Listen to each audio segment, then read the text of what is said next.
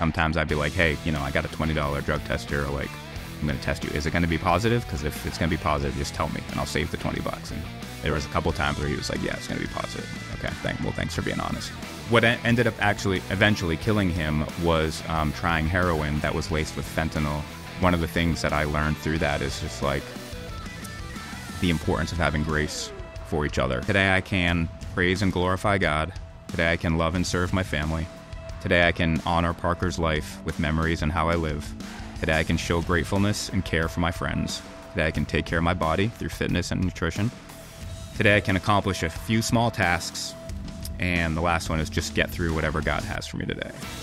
And like putting it down and seeing that was kind of like, okay, there is a reason to get out of bed today. Mrs. Maltrude in Minnesota, she liked the book. She got a grant to get her whole class the book. She brought me in for 3 Zoom sessions. That is so cool. Super fun to do.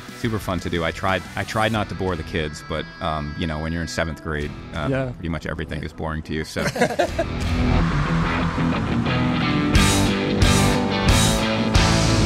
Hello, everybody, and welcome back. Good Hustle, The Good Hustle, episode 18. John Henry, Zach Williamson. Pretty excited about this episode. We're excited about we say this every single time, but this is going to be a pretty big one today, and this was kind of a long time in the making for me to get our guest today, and this was a big thanks to shout out to Matt Riggins for setting this up, basically, and putting some connections together, because this is really important for us to find guests and people that are right for the show, because we are here to help share experience, strength, and hope for a lot of people and plant seeds, and hopefully we're helping people as we go through. So, yeah, and before we dive in, guys, the thing that helps fund this whole operation is our real estate career. If you don't know, John and I are both realtors here in Central Pennsylvania. So if you know anyone who are looking to buy, sell, or invest, please let us know. Cool. Thank you. Well, today we have a special guest, Bryan Allain, which is, let me just do a little readout. Entrepreneur, father, husband, podcaster, author, written 3 novels, and he's also written 3 what do you call them? Those would be the novels. Oh, those would be the novels. Okay. Middle grade novels. Middle grade novels. Chemical engineer. Okay. Hits holes in ones on the golf course. Yep. On his 40th birthday, I saw. A little jealous. Yep. And him and his wife, Erica, have 2 Annie Anns.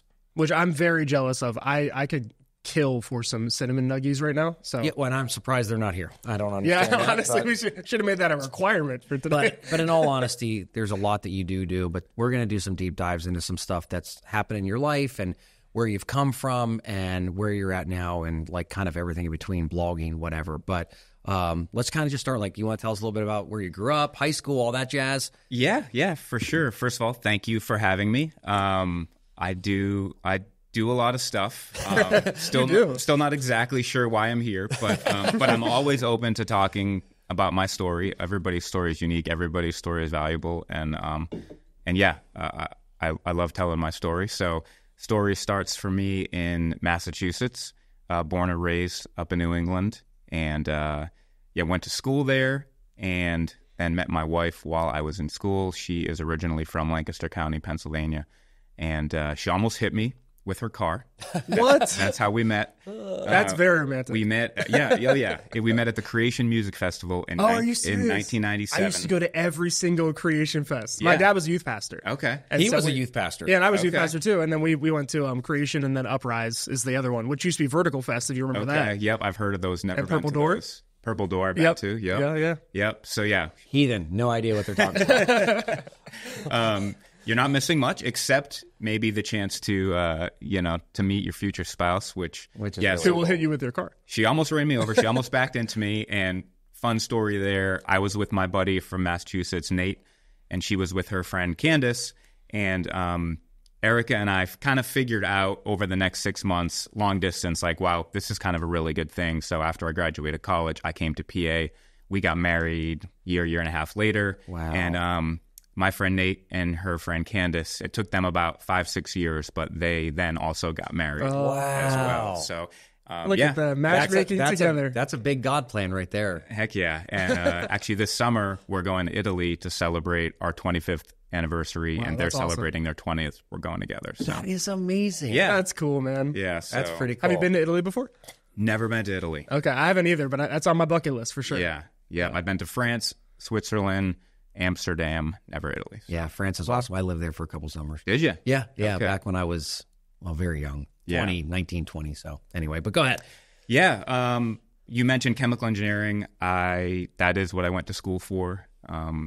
Kind of sleptwalk through a lot of those decisions, I feel like. Now, I do feel like sort of God's hand is on my life in certain ways, and I don't look back with any regrets on any of that stuff. But I was kind of good in math and science in high school, and so got, my uncle, who I interned for, or was going to intern for, he was like, yeah, you should look at engineering schools. You're kind of good at math and science. So I applied to 3 schools. WPI in Worcester, Massachusetts was my long shot school, and I got in. So I was like, Wow. Okay, guess I'm going to go here. So I went there, and then it was like, okay, here's all these engineering disciplines.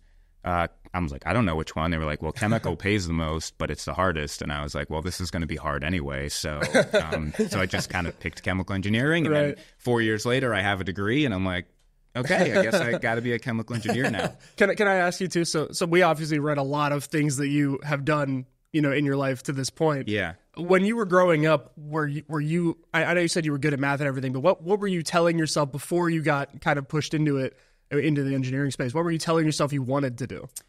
That's a great question. I don't know that I really had any career aspirations at all. Okay. And it's funny, one thing that I really loved in high school, if I could go back and do it all over again, I don't know that I'd change anything, but if I had to, I really loved computer programming in high school. And I feel like, man, even I remember there were times in school, in college, where I was like, kind of wish I had done computer program. Like, I love that stuff. There was one time I got grounded, junior or senior year of high school. I got grounded for a couple of weeks, and it was like 2 of the best weeks of my life, because I was like stuck in my room with my computer. We were learning this. All you can play is Fortnite all day. Yeah, well, this is a little pre-Fortnite. This is probably 92. Yeah, this would have been like 93. I was learning this computer language called Pascal, I believe. Oh, yeah, Pascal, I know that. In one of my classes. And so I created this basketball game that was all based off like that's percentages. awesome. And it was like you would input 6 names, and then they would put them on each team, and then a shot would go up. It would say like, John takes a shot, ... It's a miss. Okay, so it was all like text-based. It was all text-based, okay. yeah. Zach grabs the rebound, so then it would play the game out to like 11, and then it would print the stats table at the end of it. This is a game that you created. And I created this, yeah. And then at the end, it would like pick an MVP based off of that's awesome. an algorithm for like what stats. So yeah, I love computer programming. That's very awesome. nerdy in the best way. Yes. Which is kind of funny, because you said like whenever you went to college, it was kind of like, hey, here's what you're going to do. Not that you knew it, but somebody kind of told you like, hey, this is what you should do. Yeah. And you went through that instead of doing what was your passion. Yeah, but I didn't realize, like I said, it wasn't until like halfway through college where I was like, shoot, now that I see that, like I that would have been like a passion of mine. And even writing, which I do a lot of now, I can look back and see little breadcrumbs of, I wrote like one thing. I wrote this like 3-page thing about baseball in high school. I don't even remember why I wrote it. I don't think it was for an assignment or anything. I still have it printed out somewhere, and I'm like, oh yeah, like I can look back at this. I remember enjoying doing this, but I would have never called myself a writer or said I liked writing until much later in life. Yeah, so you get the career, chemical engineer, and how long did you do it? I did it for about 14 years. Wow. And kind of hated it. Now, were you down here doing it in Lancaster area? Yeah, we live in Lancaster County, but I was in Chester County. I had about an hour commute, sort of toward Philly. Yeah. And so that was part of the reason why I didn't love it. But I remember like over the years talking to my friends and being like, man, don't you just like kind of hate your job? And they'd be like, not really. Like, there's things I like about it and don't like about it, but I don't hate it. And I'd be like, really? Because, like, I kind of hate my job. Yeah. I worked with some good people and some not fun people, too. But I just had no passion for it. And I think I worked at 3 different places over those 14 years. And really at the third place I worked for was a Johnson & Johnson company. And it was during that time that I kind of started blogging. My blog, I wouldn't say took off, but I started to gain a little bit of a following, started to build some community. And then like the thing that I looked forward to the most was writing for the blog. And, Like, couldn't wait to get home, get out of there, 9 to 5, let's start writing. Yeah, I would actually do it in the morning. Good. My blog, I blogged at BryanAllain.com. I had a blog post that went up every weekday morning. Some of them would be longer. Some of them would just be every day. A paragraph. But every day I did it. And I would usually do it in the morning. You could schedule them out a little bit if you needed to. But that's when I really was like, okay, like there is a creative side of me that really brings me life. And, there's a season for everything. Like, had 2 young kids at home. Yeah, you had kids. You had Kylie and Parker at this time. Yeah, we had Kylie in 2001, Parker in 2002. And it's sort of a golden handcuff situation where I had a pretty good paycheck coming in. And it was great because my wife was able to stay home with the kids and, able to provide for them. The job, while I didn't love it, it was pretty stress-free and, pretty much a 9 to 5 and didn't take up a whole lot of time other than that. So I'm very thankful for, the positives of that job, but definitely toward like the last 5 years, it was like the good days felt bearable and the bad days felt like soul-sucking. I know exactly what you're talking about. That's how a lot of us end up in real estate. Well, so you left this career and it was comfortable. Like you said, you had that golden ticket every week. You were making good money. You had your children. You were able to take care of them. You were able to take care of your wife. She could stay at home. Like, how do you make the jump? Because Brian Dean, who you've seen that podcast, John's on Fire, he made a big jump from writing corporate. He was there 24 years. Yeah, something like that, 23, 24. Yeah, and he made a big jump. Like, what made you leave that career? And I'm going to do a second part. Like, how supportive was, Erica and the kids? Yeah. It just felt like something that I needed to do. And I know that, like, it's easy for me to say that, and there's a lot of people working jobs that they maybe don't like, and so and feel like they can't leave, and maybe the way the facts line up, it would not make sense for them to leave. So like, this is just my story, but my least favorite days of the year were days where I'd have to go into my boss, like review time, and pretend like I was really invested in what I was doing. Wow. Yes. And it just felt so duplicitous. But like, and I remember talking to friends about it. I'm like, can't I just go in there and be like, listen, I'm going to do the best job I can for you. I'm going to try to make you look good all the time. I'm not passionate about this at all. Yeah. I kind of don't care. I was like, I just want to bare my soul. I think maybe they would appreciate that. And my friends would be like, no. Do not do that. It's not going to go over well. Honesty does not go well in the corporate world, unfortunately. No. Yeah, try that with HR. Yeah, exactly. And so I never did that, but it was like, I kind of wanted to say like, listen, I know I'm like a B- employee. Like maybe some days a C+. I do just enough to get by. All my extra energy is into the other things. And I kind of did not. Like a state worker. That's messed up, John. You don't got to dump it on the state workers. Right? I'm just joking. Love you all. Shots fired. So I hated that. So I really was starting to looking for a way to get out. I started to build up this community on my blog. I created a couple of ebooks that I would sell on Amazon. Cool. I started a conference the last couple of years there. I put on a conference in Nashville called the Killer Tribes Conference in 2012 while I still had the full-time engineering job. Just trying to find ways to generate income so that I could make a case to Erica that like, hey, can I take the leap? What ended up happening in 2012, I had a good buddy named John Acuff. He's a New York Times bestselling author. He got hired by Dave Ramsey's organization. No way. Yeah. I met Dave Ramsey. It was awesome. Nice. Best day of my life. Yeah, and he is a kid. Well, as a kid. He does. Oh, I thought you just said Dave. That's what I mean. Like, it's the best day. John's making fun of the fact that meeting Dave Ramsey. Yeah. I can't wait till your son sees that. Okay. I mean, being number 2 to Dave Ramsey, that might be a problem. Yeah, that's true. So my buddy John started working for Dave, and he was like, man, you got to come down, work for me. Like, we're going to create this position for you. And so long story short, in 2012, I went down and interviewed down there. I thought this was going to be my way to escape the corporate world to another corporate job, but one that was much more aligned with my passions. Sure. Meanwhile, my in-laws did not love the fact that we were about to take the grandkids out of Pennsylvania. So they kind of put a second offer on the table that was like, Erica has been working in our stores, but if she wants to start running them full time, will basically make it work financially so that you guys can stay here. Erica can run the stores. And Bryan, you can quit your job and pursue these other passions. Wow. So suddenly I felt like I had two potentially good options. And I was like, this is amazing. Yeah. Then I get the actual offer from the Ramsey Corporation. And unfortunately, because it was a new position, it was going to be entry-level pay and not nearly enough that I needed to move the family. So that opportunity kind of slid. Sure. And then since the other one was sort of based on that, we kind of felt like we were in no man's land a little bit during that time. And actually a crazy thing, this is going to sound a little bit crazy, but I started praying in the spring of 2012 that by Labor Day, I would be able to leave my job and pursue these passions that I had. And I was reading this book by a pastor out of D.C. His name is Mark Batterson. The book is called The Prayer Circle, I believe. The Circle Maker. The Circle Maker, it's called. And the gist of the book is like, hey, pray specific prayers. Yeah.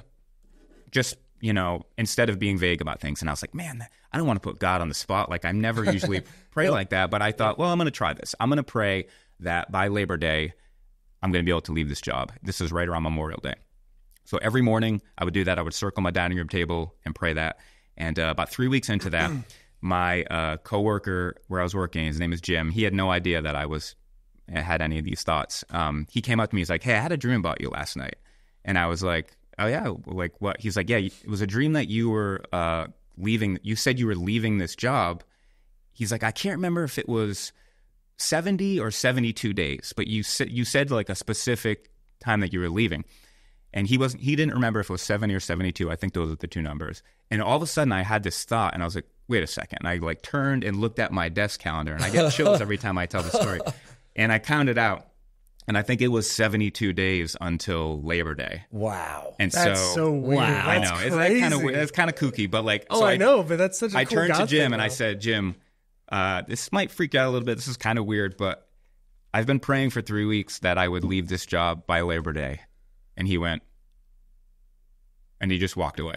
That is so cool. Yeah. I can't even imagine. No, yeah. That's wild. But anyway, long story long, I was able then, through conversations with my wife, through just kind of figuring out what kind of runway I needed and what roadmap I could do.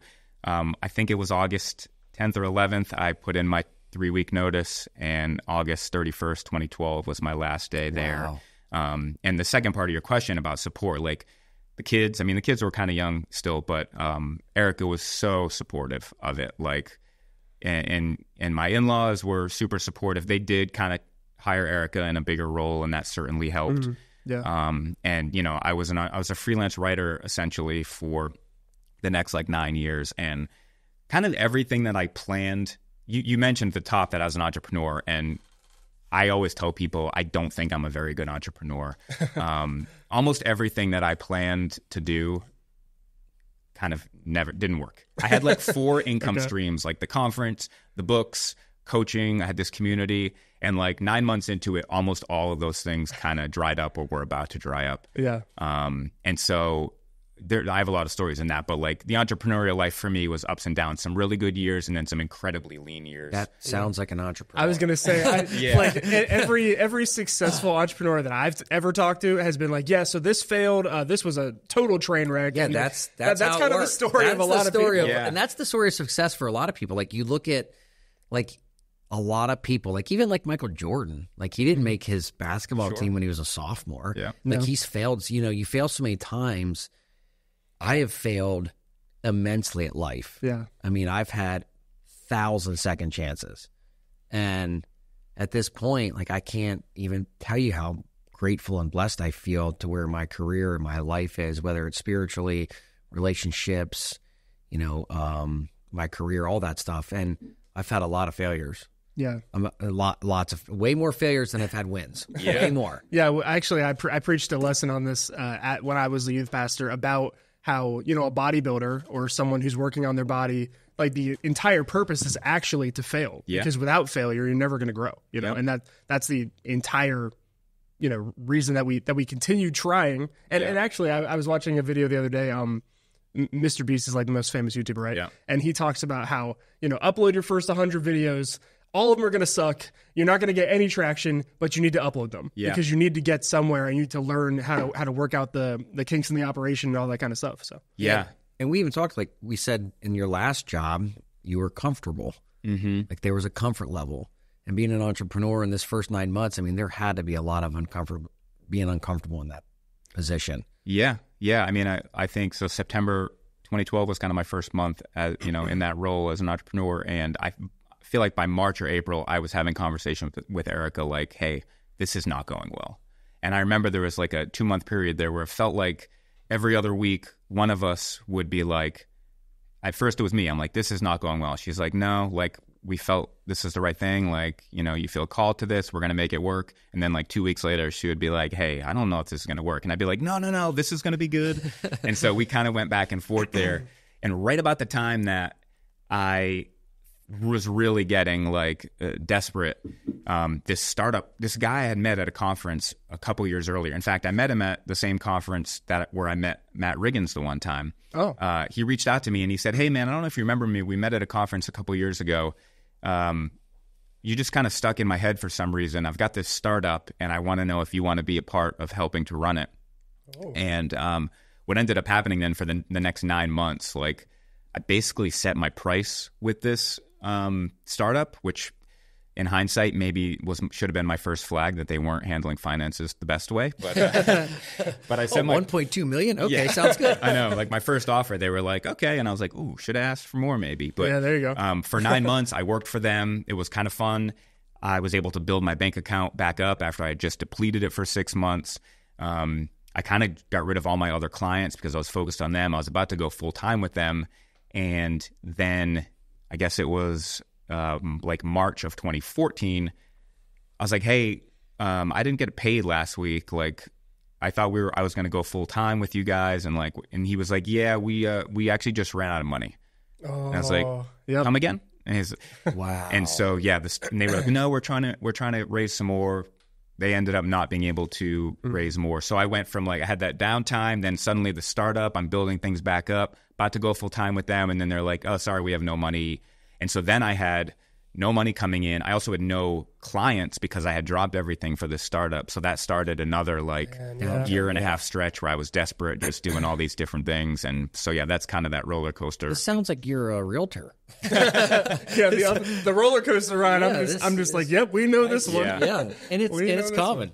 Yeah, absolutely. So what I'm hearing from you is that you had this kind of passion for writing and creativity, kind of on the back burner for so long, and it ended up some sort of like bubbling up out of you into your future career. So can you kind of take us into like when you were really able to pivot from this, I guess you call it like dry corporate engineering world into this creative world that you ended up in? Yeah, it was, I was in the corporate world from 1998 to 2012. And it was probably around like 2007, 2008, where I started to realize the light bulb went on like, oh man, you like writing and you like being creative.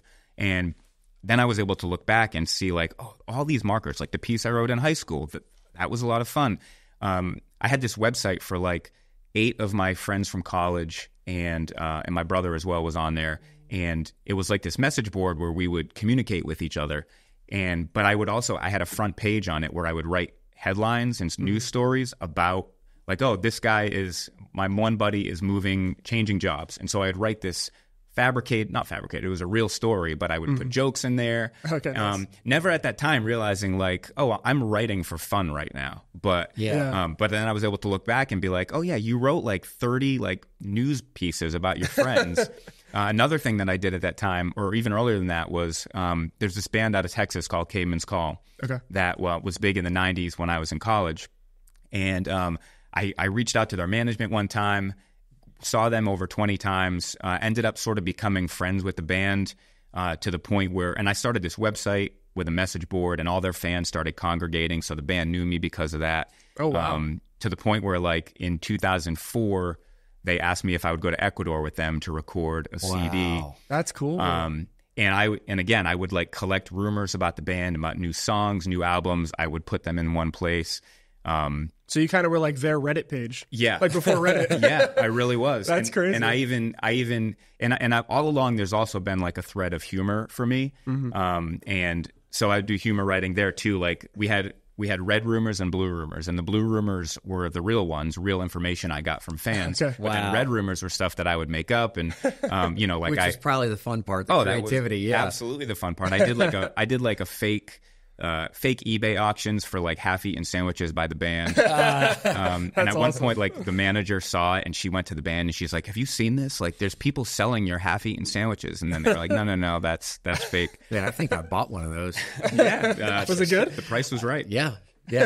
But but one of the things, that thing with the band, and I've actually talked to the band members about that. Cliff Young is the main singer of the band, and to become friends with your favorite band like in your 20s is something that very few people can say. Yeah, that's amazing. Like it literally like flipped a switch in my head. Like I kind of always was a dreamer a little bit, but like I had daydreamed about hanging out with my favorite band as a lot of people do, and being like, I think I could hang with them. I think it would be fun. Like I think they would like me. And then just to slowly make that happen, and then to travel with them and stuff, I was like, man, anything is possible. And so that really did flip a switch for me. And so then, the last 5 years of my corporate career, I'm looking back and seeing, man, I just love to be creative. And so I don't know if everybody's like this, but I think I am. So like, how can I make a way to do that? So then I started to try to get a little more entrepreneurial, try to think of ways to actually make income. And again, I've not really had a strong belief in myself that I was able to do that. I hired a coach in 2011 to kind of help me take some of my ideas, make them a little more profitable. That definitely was a big part of the journey, even though kind of, like I said, everything that I had planned to work in that first year didn't really work. But yeah, I think it's always been in there in me. I just kind of always didn't realize it. Which is really neat. So can we talk a little bit more about your family? Yeah. Yeah, do you want to share with us, kind of like you guys got married, had kids, and what was that like for you guys, especially early on and through that process of career change? Yeah, we started early on purpose. My wife and I are 4 years apart, and so I can't remember the ages when we got married, but we got married in 1999, and then we had Kylie in 2001, and then we had Parker in 2002. Our kids are 17 months apart. And we did that on purpose, and we always knew we wanted 2 or 3 kids, ended up deciding we were going to stick with 2. And, just, loved being a dad. Just so much fun. My kids are great. And it was kind of fun. Even as I got into high school, like I was a little bit younger than a lot of the dads. So, Parker was a big baseball player, was able to, play baseball with him growing up, and, always wanted to have a catch with him and things like that. And by the way, guys, if you're enjoying this episode of the Good Hustle Podcast, please go ahead, leave a like, subscribe on the YouTube. And also, we are on Spotify and Apple Podcasts now. So if you want to listen without the video part, you can do that. Yep. And if you're looking for any real estate needs, whether you're buying, selling, or investing, please contact Zach or myself. Our numbers are below. Back to the podcast. And things were awesome until they weren't, until, our world got rocked by tragedy in 2019. At that point, Kylie had graduated high school. Kylie was in a 1-year gap year program, about 40 minutes away. She was living there, so she wasn't home. And, Parker Parker passed away in November 2019. And he is amazing kid, the sweetest boy, never talked back to his mom, never slammed a door in his mom's face, had so many friends, was loved and loved us well. But he liked getting high. He liked smoking weed, and it was something that we were pretty on top of, and pretty stern with him that we don't want you to do this for multiple reasons, which we talked to, and he understood. And I remember there was a point where, and I've written about this a lot, and that stuff's online, people can read it, but there was a time where I kind of assumed it was like his friends were being the bad influence on him. But then we sort of had this realization at one point, like, oh, no, like, this is all him. Like he doesn't need influence from other people. Like this is something he's starting to depend on a little bit. And that was a little bit scary for us. So we continued to be vigilant, and I'm like, man, like you're not going to be doing this in my house. Like there's going to be consequences. Like I'm going to randomly drug test you for weed. And so we did that for stretches, and sometimes I'd be like, hey, I got a $20 drug test here. Like, I'm going to test you. Is it going to be positive? Because if it's going to be positive, just tell me, and I'll save the $20. And there was a couple times where he was like, yeah, it's going to be positive. I'm like, okay, thanks for being honest. So, those conversations were never easy, but like I said, he like never blew up at us. He understood. He hated disappointing us and the people who loved him, including his girlfriend, Bailey. But yeah, it was what ended up actually eventually killing him was trying heroin that was laced with fentanyl, and that was unfortunately never ever on our radar.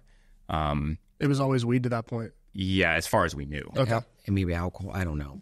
Yeah, and probably a little bit. Right. Was it intravenous? Do you know? Or no, he snorted it. Okay. Yeah.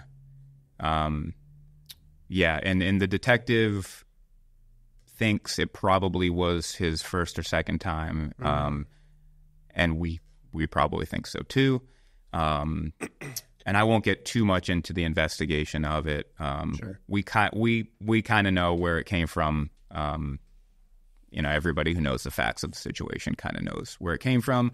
Unfortunately, they were not able to prosecute the person. Wow. Because he just wasn't really worried. It was somebody who had issues with heroin in the past. And, the detectives basically told me, like, if we get this guy, we want to get him for Parker's passing. We don't want to just, like, get him on a possession charge or something. Right. So sure. They did their best to try to get him. And all along, I think Erica and I did a pretty good job of not putting too much hope or stock into that investigation. Obviously, we wanted to see justice, but like we didn't make that a major thing for us, and it wasn't really, at least for me. I can't really speak for Erica, but like it wasn't super hard to do that. It was just kind of like, I know if I go down this path of like really putting all my hopes in justice happening and stuff, like if it doesn't happen, it's going to be devastating, and if it does happen, it's not going to bring Parker back either. No, and to me, like let's say it doesn't happen, it's just going to be one more loss. And if it does happen, it's going to be an empty win. And that, I just, I was thinking about this last night. I lost my nephew. We had Bryan on here. He lost his daughter. And Bryan put it really well, Bryan Dean, that everybody's tragedy is their tragedy. There's no one worse than the other because they're all the worst thing that's happened to that person. Yeah.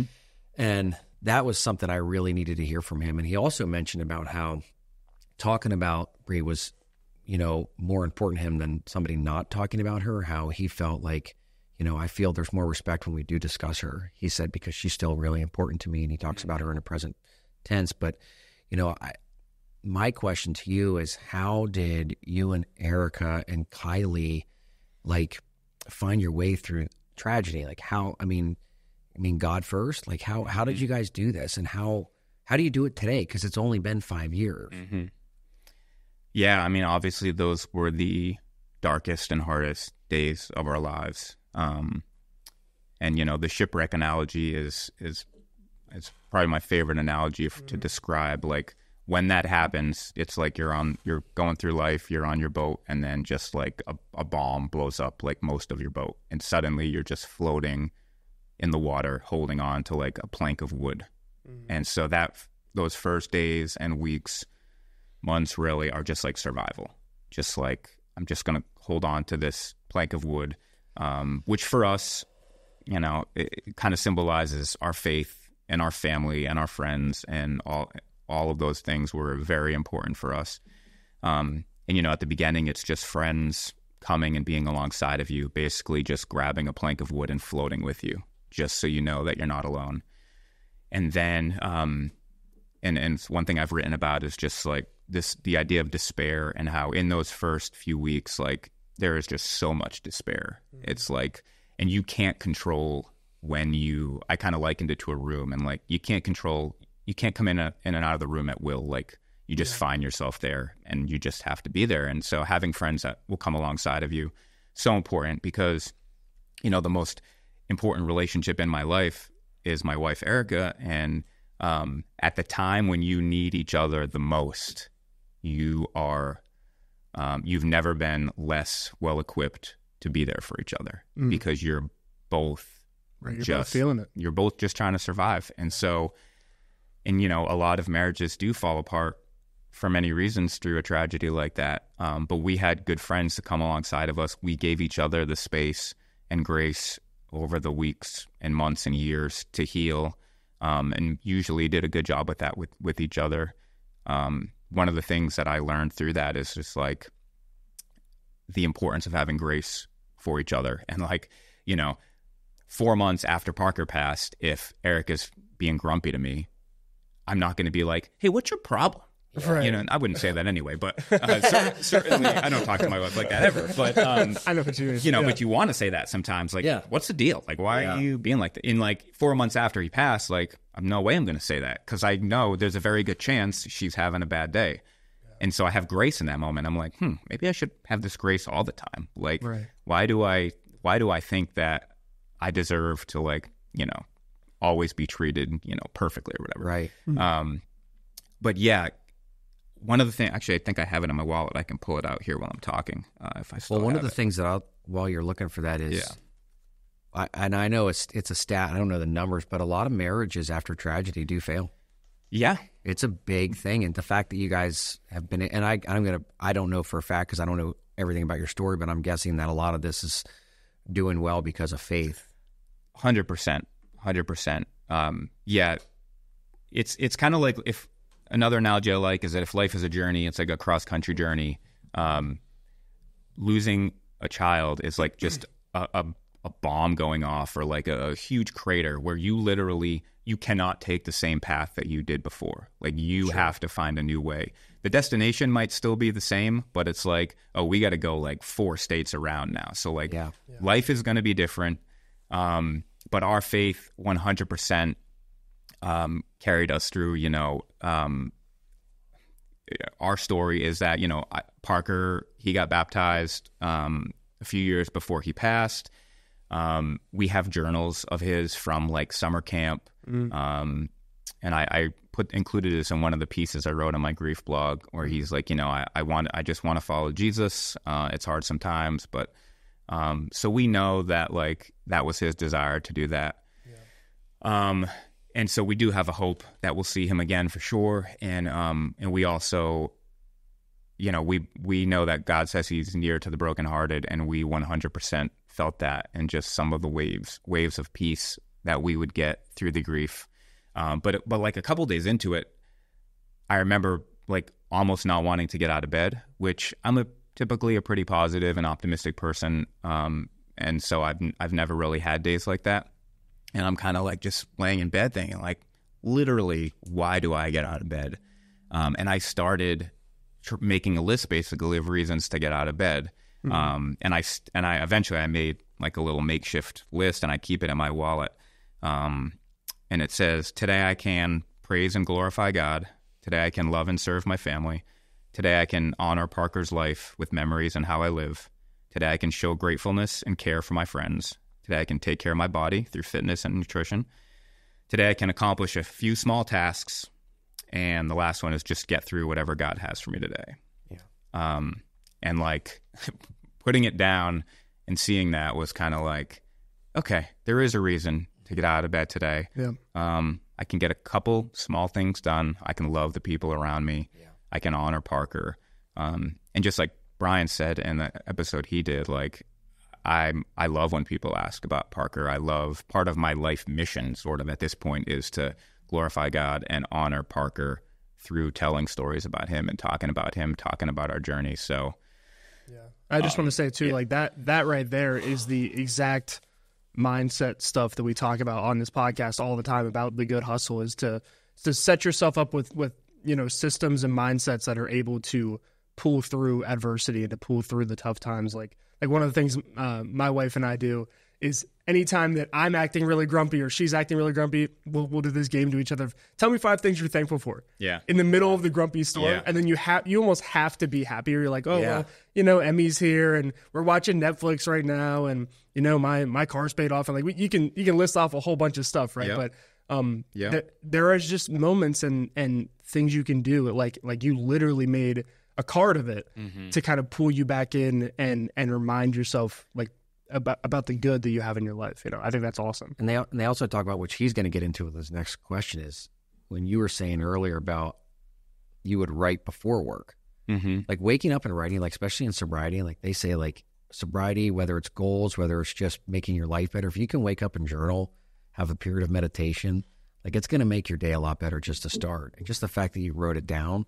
And that's another thing with goals, like you have to write them down. Like I have to put it on paper, pen to paper, or it's not going to happen for me. It just won't. Yeah. So just seeing that is really neat. And I think he wanted to carry to the question about that. Yeah. So I told you before we started recording that I saw your Substack, which if for people that don't know is kind of like an online blog.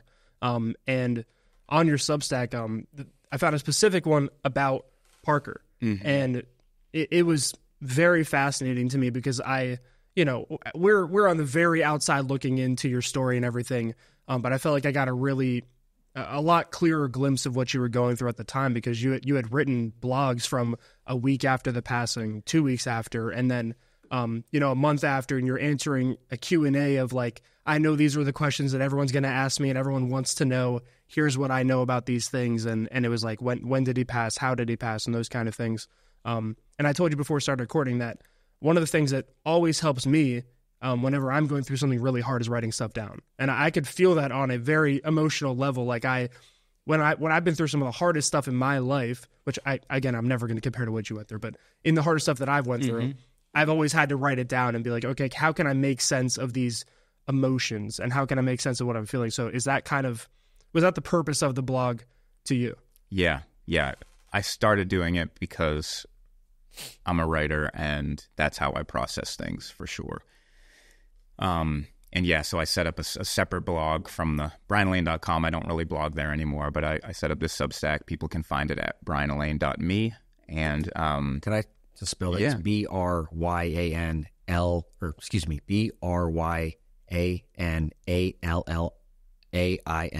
Nailed it. me.com. No. BryanAllain.me. .me. I'm sorry. Okay. Well, I suck. So anyway, one eye. But I think, and I'm just interrupting real quick. Yeah. This is something that you can read, especially if you're going through something like this, or if tragedy has happened to you, whether it's now or 10 years, it doesn't matter. If you can look this up and read through this, I'm guaranteeing this will be helpful to you. So I just wanted to. Yeah, no, thanks for saying that. I did write. I think the first piece might be like a week after. I think it was. Yeah, and then maybe 2 weeks after, and they sort of tapered a little bit there. I think I've written 12 to 14 pieces total. But that piece you're talking about, that was the only piece that Erica and I sort of co-wrote. And I remember being in our master bathroom talking, and just like saying like, I really want to answer. Everybody's got questions. Nobody's going to ask us questions about what happened other than like our closest friends, and just kind of wanting to set the record straight, partially because we knew there's probably a bunch of rumors out there about what had happened in the community. And but there was something about like taking ownership of, this is our story. This is Parker's story. It's not a great story, but this is our story. And so let's put it out there exactly what happened so there's no doubt. And even just going into the detail we did, like for family members who know most of it but want to connect the dots on everything. So yeah, that we worked on that.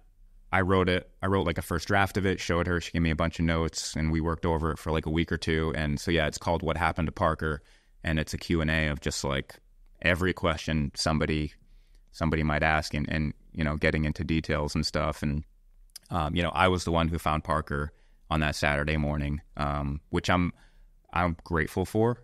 I was the only one in the house, which I'm also grateful for. I would be too. Yeah. I don't even want to think about what it would have been like if I wasn't. But I was sitting on my couch, and I'll bring this up for a specific reason. But I was sitting on my couch, and his alarm was going off and he wasn't getting up. And so that's what, at some point I went up into the room and I found him, and I kind of knew right away what had happened.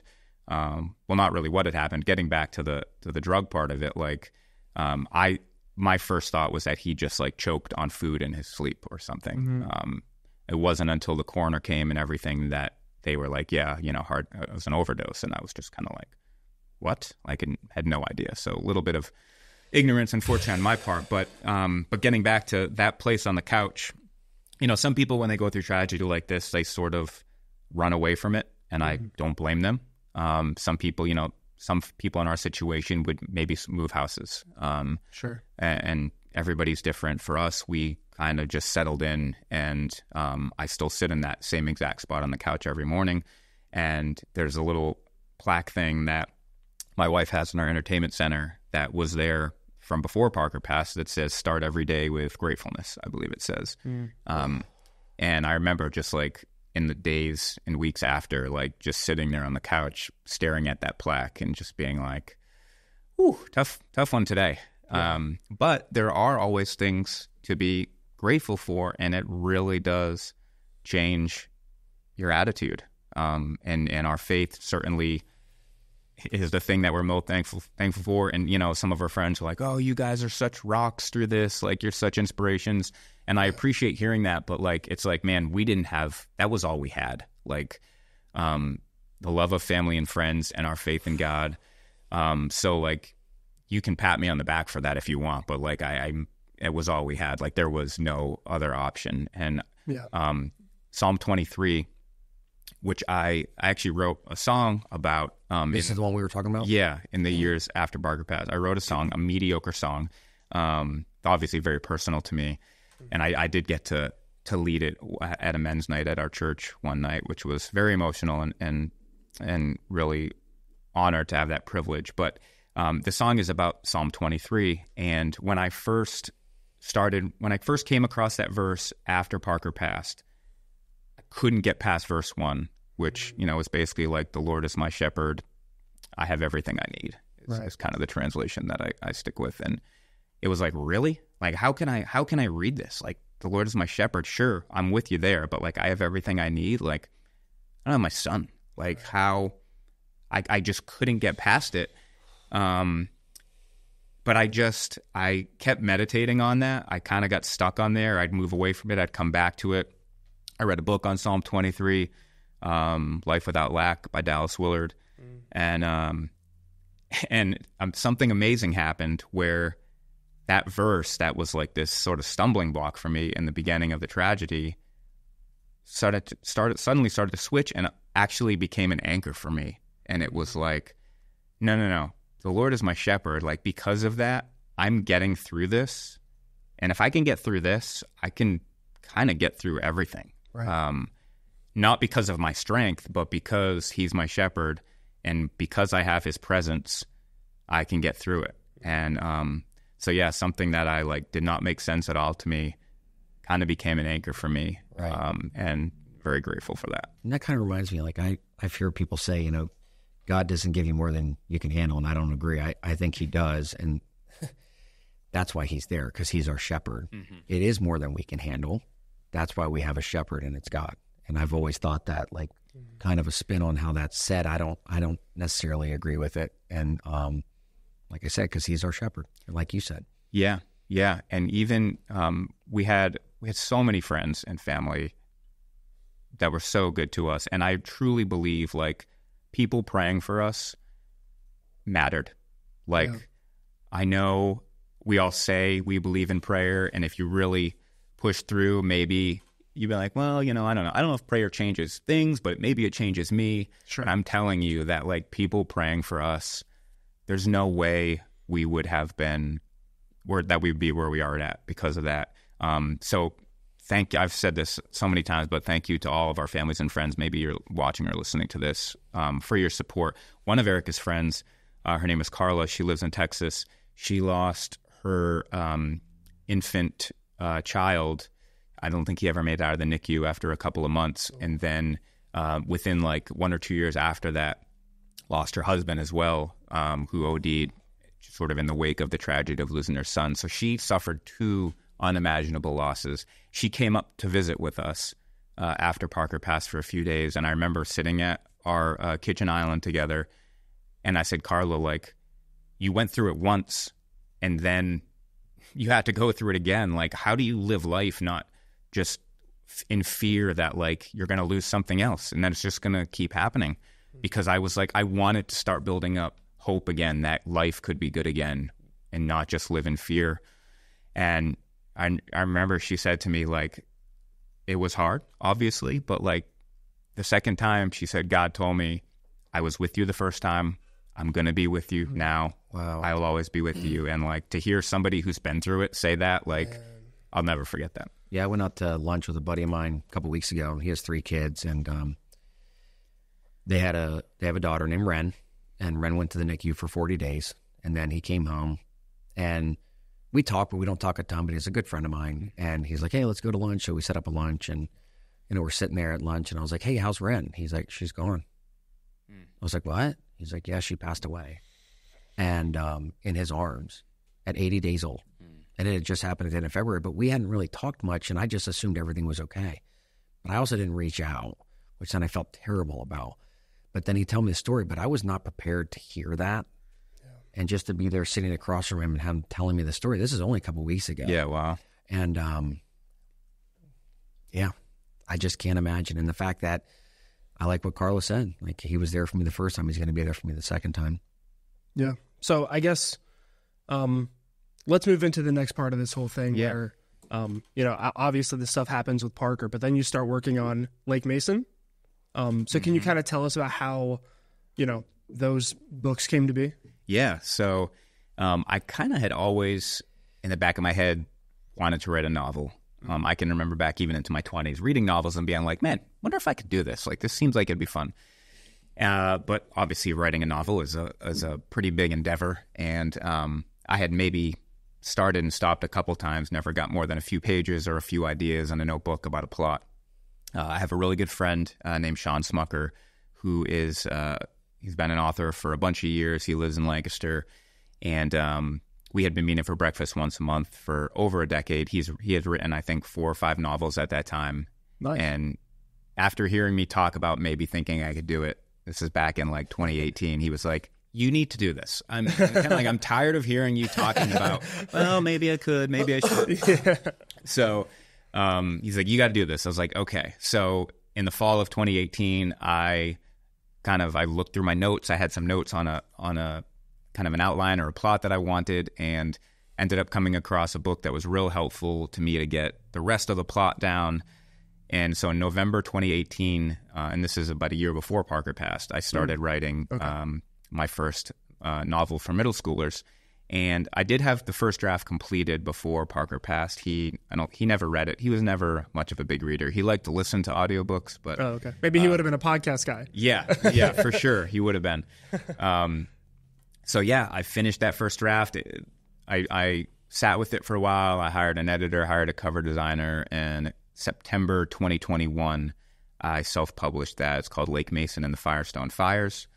And yeah, since then, I just published the 3rd book in the series. So the second book came in 2022, Lake Mason and the Super Q Trials, and then just published Lake Mason and the Edison Island Cup, the 3rd book in the series. Nice. So much fun. Self-publishing is super hard. You can go traditional publishing or self-publishing. Traditional publishing is cool because you get to be in bookstores and you get an advance that you probably won't earn out, but you try to earn it out. But it's a long process.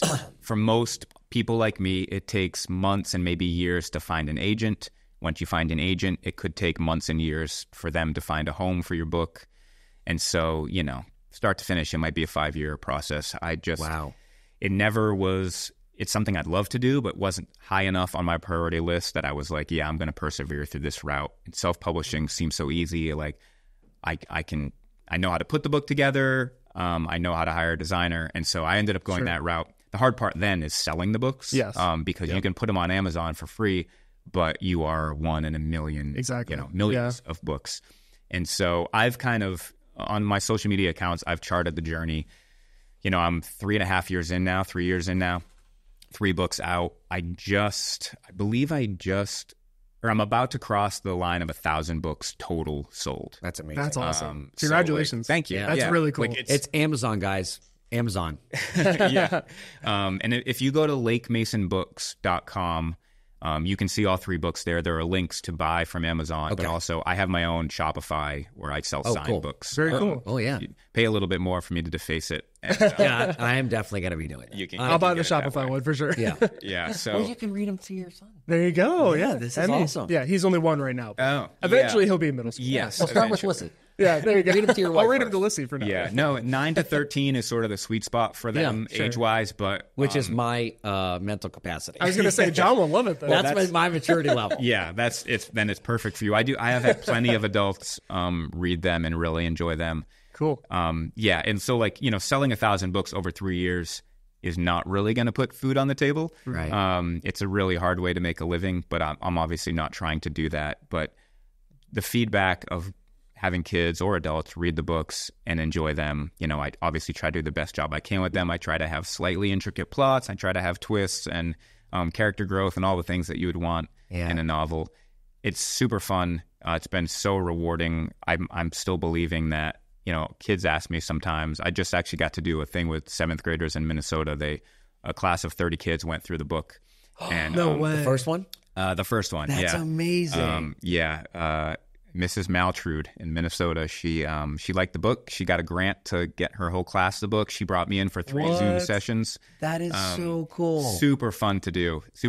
I tried not to bore the kids, but when you're in 7th grade, pretty much everything is boring to you. So, but no, that was super fun. And I was going somewhere with that, and I can't remember what I was going to say, but just to hear the feedback from people that they love the book and that they want to read it is amazing. And so I have plans to make it a 7-book series. Okay, we were going to ask that. Yeah, that's awesome. Yeah, I think I sort of have the arc of where I want the story to go.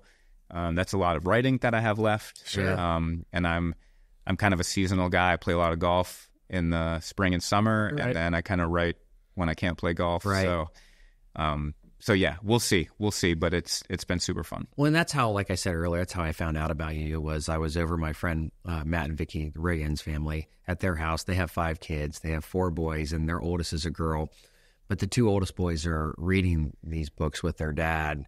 And just Matt's excitement about this book when we met, he's like, "You got to talk to this guy. He has such a great story." And then I ended up Facebook friend requesting you, ended up sending you a couple messages, and just seeing where, what's inspiring you today is writing, and that's what's been inspiring you for many, many years. And that's really cool because we haven't had a writer yet. No, we had a movie director. Okay, well, maybe that's why I was going to bring up the kids, was because a lot of the kids will ask, is Lake Mason going to be made into a movie? And I'm always like, I would love that, but You should talk to Luke for sure. And Brendan. And Brandon Keaton, yeah. Brandon Keaton, yeah, because they're both movie guys. Actually, Brandon Keaton just filmed a short film. He's filmed a couple. One was called Calls. I Got a Line. Ooh, It was. I saw the. You were a dad, right? Yeah, I wore an ugly golf sweater. It was awesome. Nice. So when you talk about this movie or this book, Lake Mason, future movie, it reminds me, like when I was a kid, my favorite book, I don't know if you guys had favorite books, was Indian in the Cupboard. Okay. I used to love that book. I was a Captain Underpants kid. That was my favorite. He's wearing his underwear. Yeah. It's Captain Underpants. Yeah, they're on. So was there like a book that inspired you as a kid? Yeah, I would say for me, it's Willy Wonka and the Chocolate Factory. Oh, amazing. nice. Or Charlie and the Chocolate Factory. I can't remember which. Did you see one the it new is. movie? I have not seen the newest. I want to see okay. it so bad. It was looks pretty good. so good. It was pretty good. Yeah. But there was something I loved about that, main character, Charlie Bucket, just an ordinary kid, kind of thrown into an extraordinary situation and seeing how he handles it. A lot of that was the sort of the inspiration for the first Lake Mason book. Oh, okay. Where Lake is just this kind of normal 12-year-old, wants to be a secret agent, wants to go to this elite middle school / high school that a famous inventor kind of runs, and you have to be wealthy to go there. But she gives like 5 scholarships away every year Okay. Cool. to I kids in love her this state. idea. And there's this competition called the Firestone Fires, and so he gets randomly selected to go.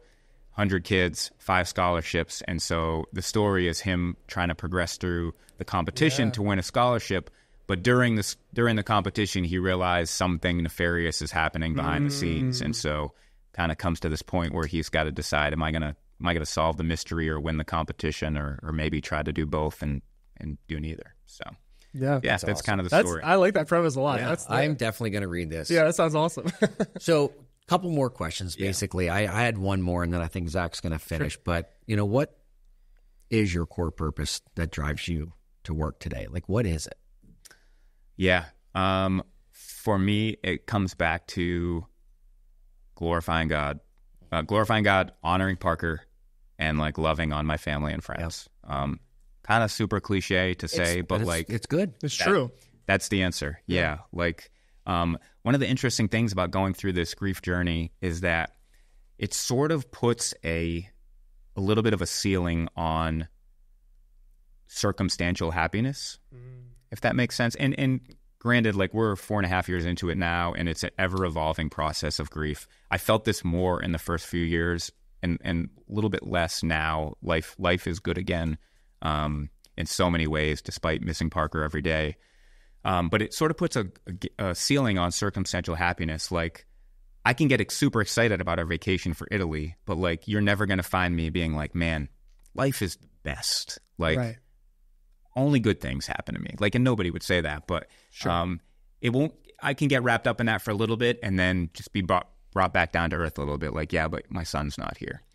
And so in some ways, it's almost like, I can't speak for Erica, but I think she would say the same. It's sort of freed us up to like enjoy the things in life that we can enjoy. Wow. Knowing that like they're fleeting and they're not going to bring ultimate satisfaction, but they are good things, and like, we can enjoy them, but ultimately they're not a foundation that we can build our life on, because if it was, it would have crumbled when Parker passed. Right.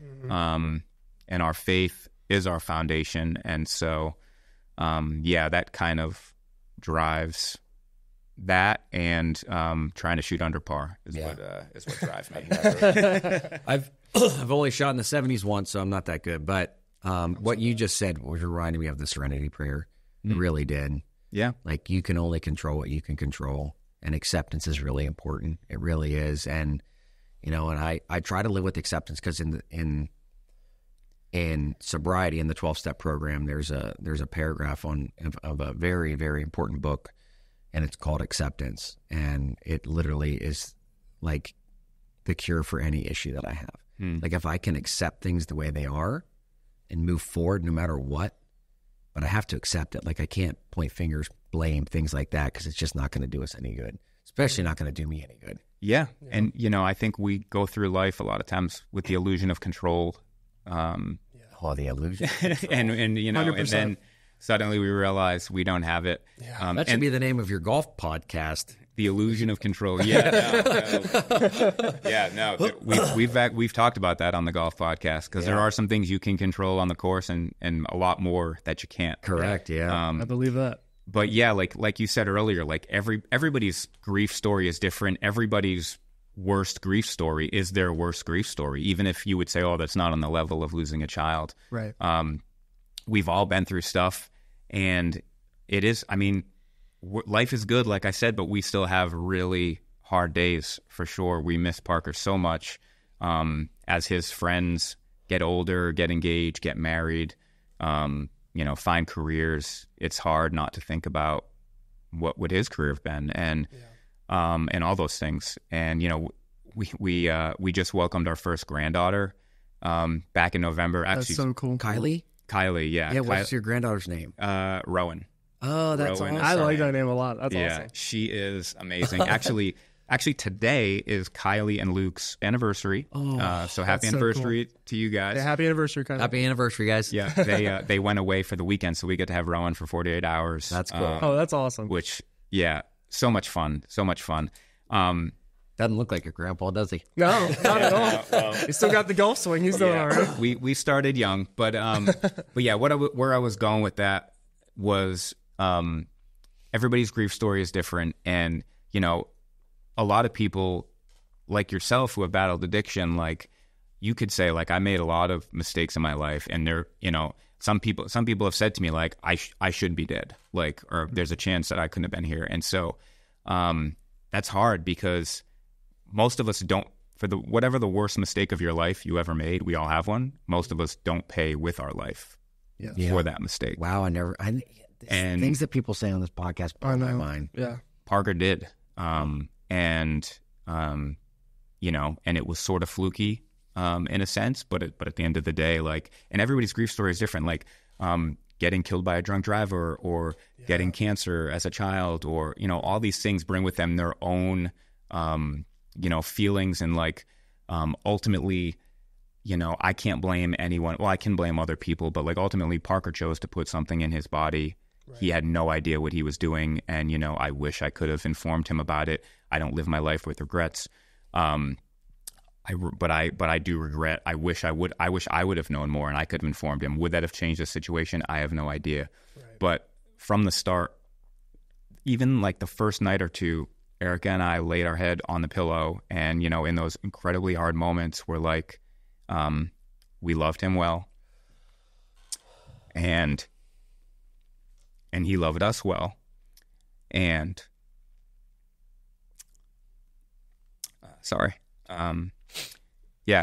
God just kind of gave me, I felt like God gave me a word in that week that was like, his death was a tragedy, but his life was anything but. And that kind of, when I spoke at the funeral a few days later, like that was sort of the theme of it, was that his death was a tragedy, but his life was anything but. And so, those are the things that we hold on to, the memories, knowing that he was loved. And it's not always easy, but to answer your question again, like being able to talk about him and honor him, being able to thank God publicly for his presence and being with us through it, for the hope we have in him, and being able to be a light and love on friends and family, like, that's it. Yeah, absolutely. Amazing. I guess just last question today, if you could give anybody listening who's going through something really challenging right now, one piece of advice on how to stay grounded and how to get through it and how to thrive through it later, what do you think that piece of advice would be?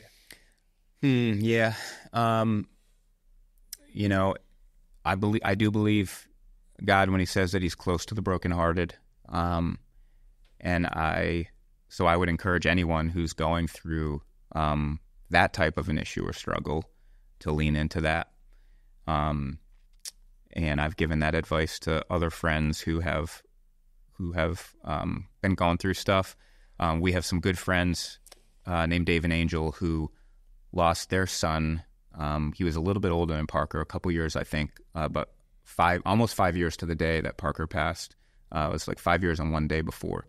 And so I remember talking to Dave a few times after, and it's so strange with grief. Like I don't, even if I've been through something similar, I don't know what it's like to be in your shoes. And I remember conversations with Dave, like he was 5 years later, and he was like encouraging me that we will get through it, that time will be a big part of the healing process. And he was right.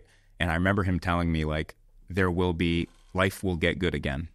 And I kind of didn't want to hear it. Like right.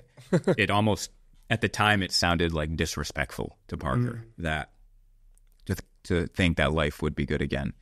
But through God's healing, through continuing to find purpose and family and friends and all that, through honoring Parker, through just the healing that comes through time, life has gotten good again. And so anybody struggling, that's what I would say. Like, time does heal, and just some days are just meant for survival. We celebrate Parker when his birthday comes around on December 29th. But November 23rd, the anniversary of his passing, obviously there's nothing to celebrate there. And like some days are just, you just survive. You feel like you're back floating in the ocean again, holding on to that plank, and you just survive. And it's worth surviving because, if you're still around, I think God has more for your story. So, Amen. Well, thank you so much for sharing, especially about Parker. I think that was the most important part of this. But yeah, we're just really grateful we had you today. So thanks for coming on, Bryan. Yeah, thanks so much. And I know that somebody will get something powerful from this story. And I think you're going to help somebody today. Yeah. So, well, thank you. You know, in inviting me on, you guys have helped me to live out the mission of my life. So thank you for that. Thanks, bud. Awesome.